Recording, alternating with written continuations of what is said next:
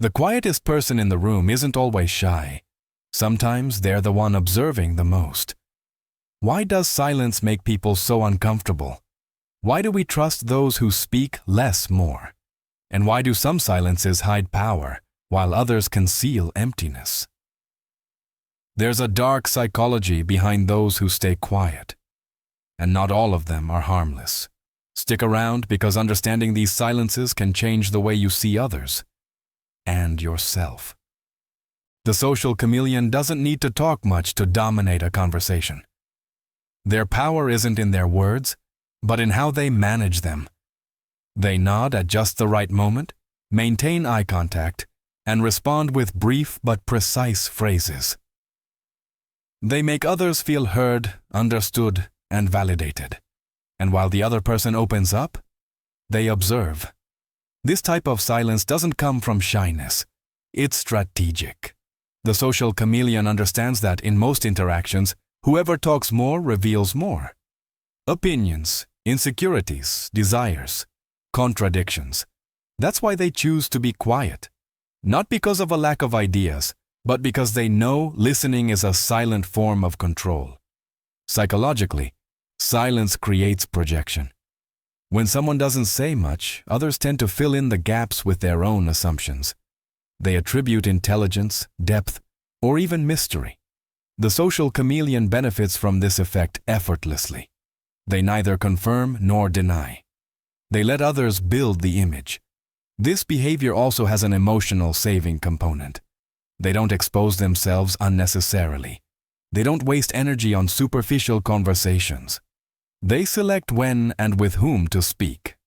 That's why, in many contexts, they appear calm, stable, even wise. In reality, they are managing the flow of information to their advantage. In complex professional or social environments, this type of person often goes unnoticed at first. They don't compete for attention. They don't interrupt. But when they do speak, they usually do so with impact. Their words carry weight because they are few, and because they come after having understood the landscape. The risk appears when this silence is used manipulatively. By listening without revealing, the social chameleon can gain an advantage. They know what to say and what not to say to influence. They can build trust without real reciprocity. They don't always do it with bad intentions, but the imbalance exists. Not all silences of this type are dangerous. Many are a response to high social intelligence.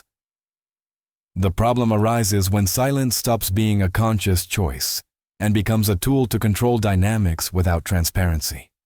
The social chameleon shows that being quiet doesn't always mean absence. Sometimes it means being one step ahead. The verbal minimalist isn't quiet out of strategy or insecurity. Their silence stems from a rejection of the superficial. They don't enjoy small talk, automatic phrases, or exchanges that lead nowhere. For them, talking has to have meaning. If it doesn't, they prefer to be quiet. This type of person is often misunderstood. From the outside, they might seem distant, arrogant, or unsociable. But in reality, their inner world is deep and active. They think a lot, observe carefully, and reflect before intervening. They don't feel the need to fill space with words just to avoid silence. The verbal minimalist practices what psychology calls selective participation. They carefully choose when and what to talk about. They might remain quiet during an entire conversation and then, suddenly, say a single sentence that changes the direction of everything. Not because they want to stand out, but because they've been processing in silence. This behavior often appears in people who value ideas, coherence, and content. They prefer conversations about meaning, purpose, and real experiences. When the dialogue remains trivial, they disconnect. Not because they feel superior, but because they don't find mental stimulation. The problem is that the environment rarely understands this difference. The verbal minimalist's silence can create discomfort in others. Some people interpret it as judgment, others as coldness. And that misunderstanding reinforces their decision to speak even less.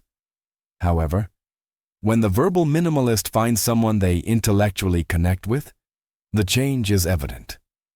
They speak with clarity, depth, and passion. They're not someone who has nothing to say. They're someone who refuses to say everything to just anyone. This type of silence doesn't seek to control or manipulate. It seeks to preserve energy and authenticity.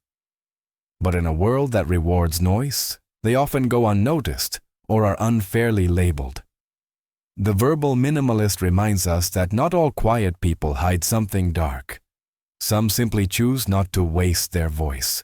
The overthinking introvert isn't quiet because they have nothing to say. They're quiet because they have too much to say. Their mind doesn't stop. They analyze every word before speaking it, imagine possible reactions, and evaluate consequences. While others speak spontaneously, they remain trapped in a constant internal dialogue. This type of silence stems from overthinking.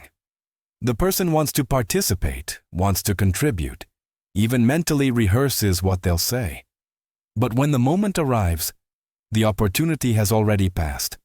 Their thoughts were faster than the conversation, and that repetition happens over and over, generating frustration and self-criticism. Psychology describes it as analysis paralysis. There's no lack of ideas, there's an overload. Every sentence is reviewed, corrected, and questioned before coming out. The fear is in speaking badly, but not doing it perfectly. That silent perfectionism ends up blocking expression. From the outside, the overthinking introvert might seem disinterested or absent. In reality, they are deeply involved. They listen to every detail, connect concepts, and detect nuances that others overlook. Their silence is active, not passive.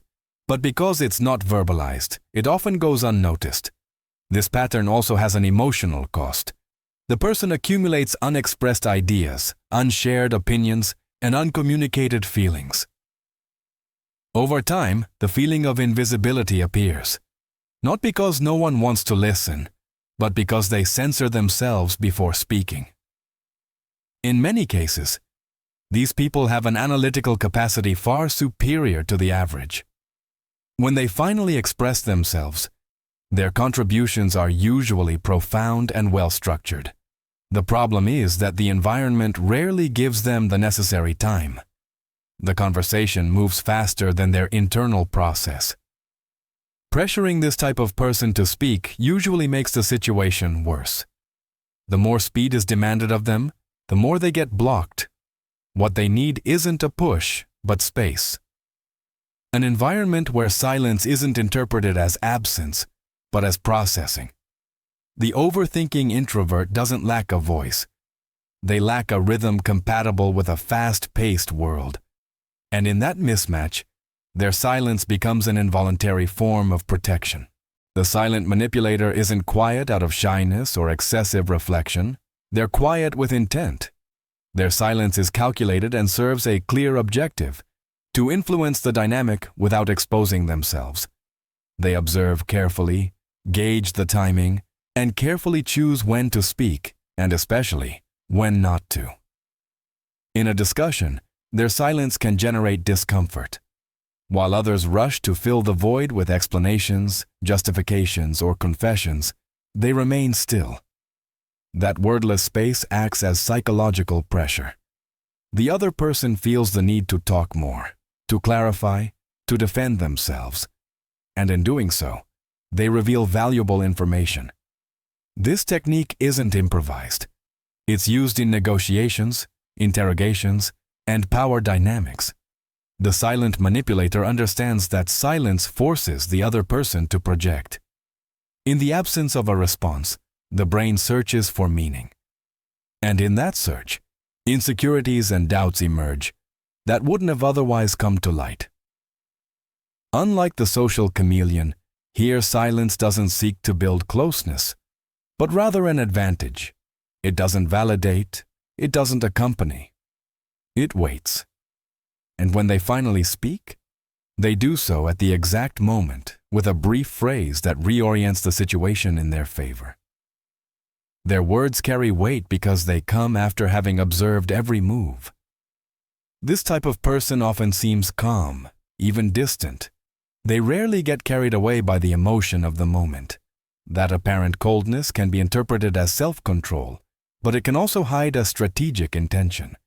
There isn't always bad faith, but the power imbalance is real. The risk of the silent manipulator lies in a lack of transparency. By not showing their cards, by not sharing intentions, they create an asymmetrical relationship. The other person exposes themselves while they remain protected. Over time, this can lead to confusion, dependence, or distrust. Not every use of silence entails manipulation, but when silence is used repeatedly to disorient, dominate, or extract information without reciprocity, it ceases to be neutral. It becomes a tool of control. This type of silence impresses and, at times, intimidates. It can be effective, but it also erodes the authenticity of relationships. Because when silence is used to win, someone ends up losing. The enlightened observer is the rarest type of quiet person and at the same time, the most difficult to understand. Their silence doesn't come from fear, strategy, or mental overload. It comes from inner peace. They don't feel the need to speak to assert themselves, nor to be quiet to protect themselves. They are simply present. This type of silence is often confused with indifference, but in reality, it's the result of deep internal work. The enlightened observer has learned to regulate their emotions, not to react impulsively, and not to get carried away by every external stimulus. That's why they observe before responding. They listen before giving an opinion. And when they speak, they do so from clarity. They don't seek attention or approval. They don't compete for space. Their silence doesn't create tension, but calm. People around them often feel calm without knowing exactly why. There's a coherence between what they think, what they feel, and what they do, and that coherence is perceived even when they say nothing. Unlike the silent manipulator, the enlightened observer doesn't use silence to gain an advantage, nor do they use it to hide. Their silence is transparent. There's no calculation, only awareness. That's why, when they decide to intervene, their words usually have an impact. Not because they are forceful, but because they are aligned with a deep understanding of the situation. This type of person has gone through internal conflicts, faced their own chaos, and learned to live with it without fleeing. They no longer need to fill spaces with noise or control dynamics. They know that not everything requires an immediate response, that not all silence is uncomfortable, that sometimes being quiet is the most honest way to be. The enlightened observer isn't perfect or superior. They have simply stopped reacting automatically. And in a world saturated with stimuli, that capacity becomes exceptional. Their presence invites one to slow down, to reflect, to listen more carefully. When they finally speak, others usually listen, not because they impose authority, but because they convey authenticity. Their silence hides nothing. It reflects balance. And that's why, among all types of quiet people, they are the one who defends themselves the least and needs to do so the least. The next time you meet someone who speaks little, remember this: silence isn't emptiness, it's information. Throughout this journey, we've seen that not all silences mean the same thing. Some protect, others observe, others analyze, and some even manipulate. Judging silence as weakness is one of the most common and most dangerous mistakes. We live in a culture that rewards noise, speed, and constant opinions. In that context, those who are quiet are often underestimated or misunderstood. But often, silence is a conscious choice, a way to manage energy, to process the world, or to maintain emotional control. It's also important to recognize that not all silences are healthy. Some stem from fear, blockage, or mental exhaustion. Others are used as a tool of power. Therefore, understanding the psychology behind silence isn't for labeling others, but for observing with more attention and less prejudice. The key question isn't why someone doesn't speak, but from where they are quiet. From calmness, from strategy, from saturation, from clarity? The answer completely changes the meaning of silence. And here an inevitable reflection arises. What kind of silence do you practice?